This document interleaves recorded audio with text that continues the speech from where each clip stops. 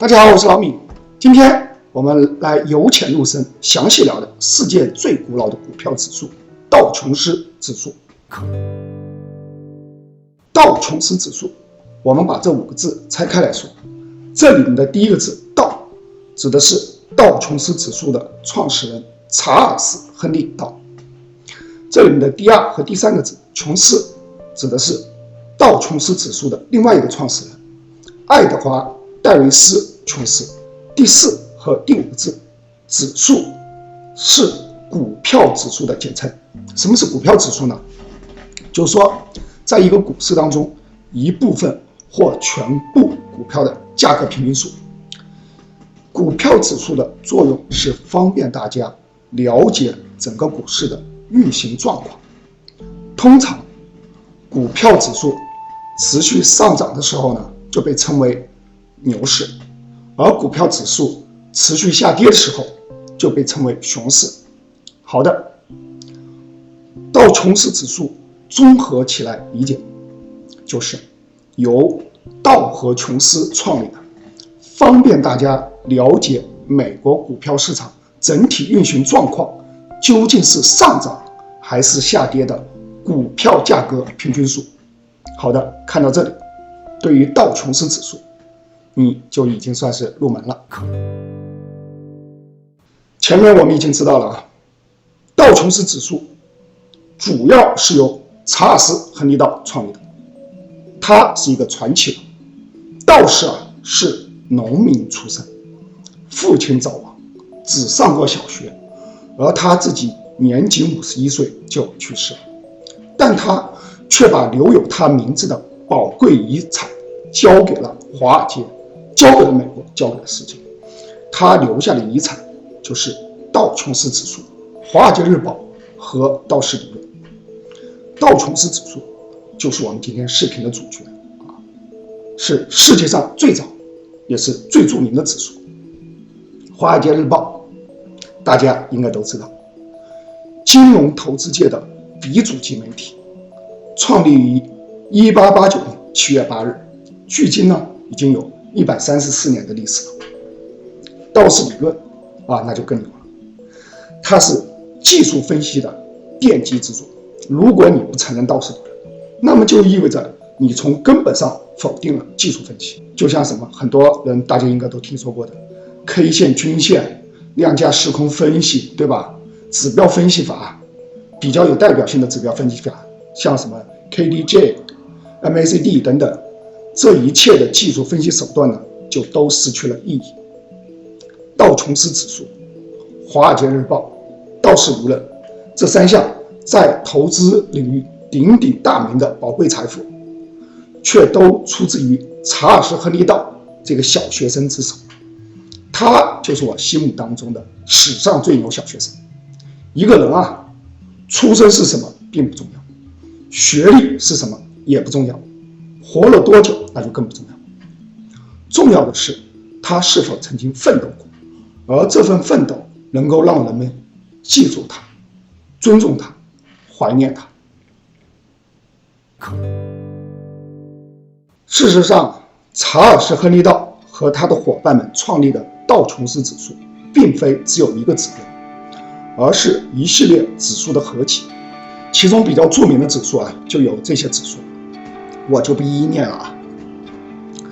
我们在所有的指数当中最值得拿出来说的呢，就是2个，一个就是道琼斯运输平均指数，另外一个就是道琼斯工业平均指数。我们先说道琼斯运输平均指数。这个指数呢，创立于1884年7月3号。其实世界上最古老的股票指数呢，指的就是这个运输指数。创立之初，运输指数呢是由9家铁路公司和2家非铁路的公司，一共11家公司的股票价格平均数组成的。现在道琼斯运输平均指数呢是由20家公司组成，其中有8家是铁路运输公司，8家航空运输公司，还有4家是公路货运公司。对于道琼斯运输平均指数，我们了解到这里就可以了。接下来我们聊一聊道琼斯系列指数当中最重要的一个指数——道琼斯工业平均指数。我们通常所说的道琼斯指数，其实指的就是道琼斯工业平均指数。它创立于1896年5月26号，是世界上第2古老的股票指数。创立之初只有12只股票，经过多次扩容之后，现在它一共有30只股票。好的，看到这里，你对道琼斯指数的进阶了解就算是完成了。现在我们来讲道琼斯指数的高阶内容。道琼斯指数究竟是怎么计算的？其实也很简单，大家一听就明白。最初道琼斯指数是由12只股票构成的，它的计算呢就是简单的价格平均数，也就是把所有12只股票的价格加总，然后再除以12，得出来的这个价格平均数就是最初的道琼斯指数。后来问题出来了，这些股票会有拆股或者相互兼并，这个时候除数还是用12，显然就不太合适了。于是在1928年9月的时候呢，道琼斯公司用经过复杂的公式调整的除数来取代原有的股票总数，以便校正股票分拆或者是公司并购的这个影响。目前这个除数约为 0.15172752595384。1928年10月1号，道琼斯工业平均指数呢扩增到了30只股票。这一天30只股票的平均价格刚好为100美元。之后人们便以这一天的指数100作为基准指数，而1928年10月1号呢就作为基准日。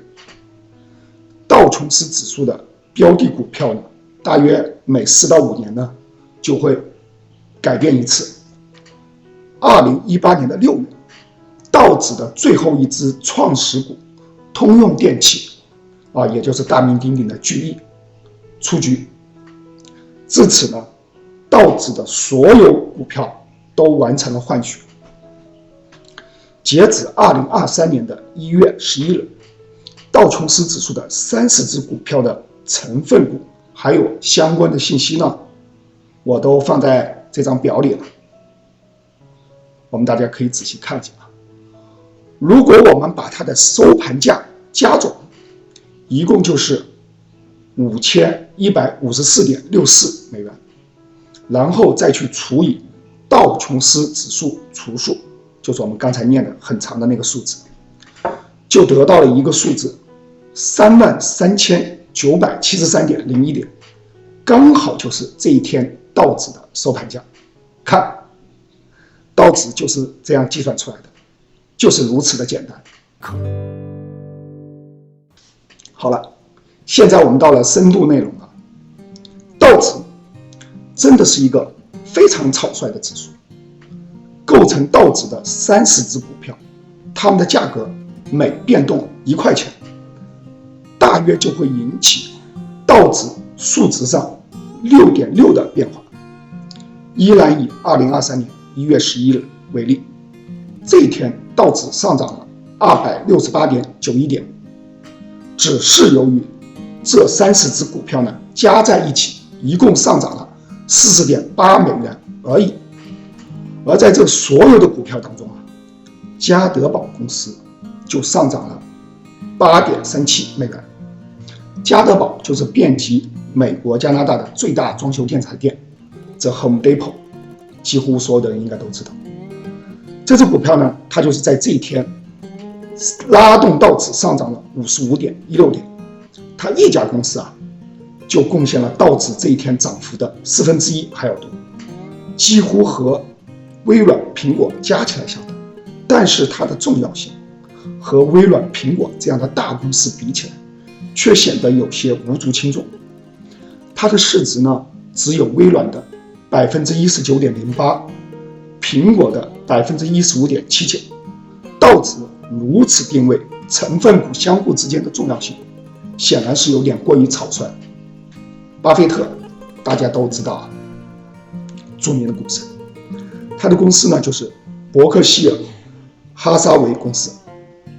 在2023年1月11号的这一天，股价高达483990美元，上涨了4570美元，市值呢一共是7089.55亿美元。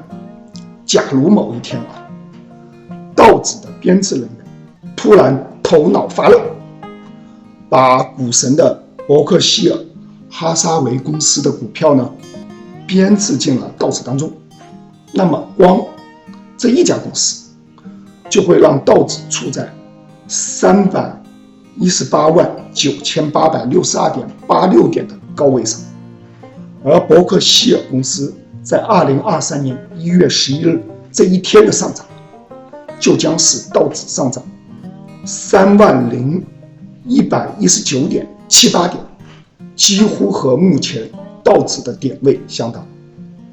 如果真的出现了这种情况，那么几乎市面上所有的公司啊都会被代表，令人以为形势一片大好，显然是极其荒谬。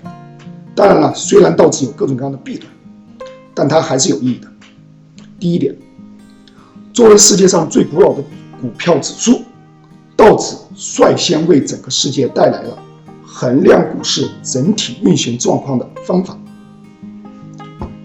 第二点，在1957年3月4日标普500指数创立之前的61年时间里，道指几乎独自成为了美国股市的指路明灯，为美股的运行状况提供了重要的支持作用。第三点，道指和众多的著名历史事件呢联系到了一起，比如说1929年到1933年之间全球性的经济大衰退，就是以道指的暴跌和变化作为主线来进行衡量的。第四点，由于道指悠久的历史，现在呢依然还有很多的人在研究它、关注它，比如现在依然有以利索道琼斯工业平均 ETF 为代表的众多的基金公司在追踪它。第五点，道琼斯指数依然是美股最重要的3大指数之一。正是由于以上的诸多原因，所以我们现在研究它依然是有意义的。当然，我们也不可否认，道琼斯指数确实存在着巨大的弊端，所以一种更加合理的股票指数，那就是标普500指数被推了出来。标普500究竟是怎么回事呢？以后我们再慢慢说。给大家提供2个相关的视频。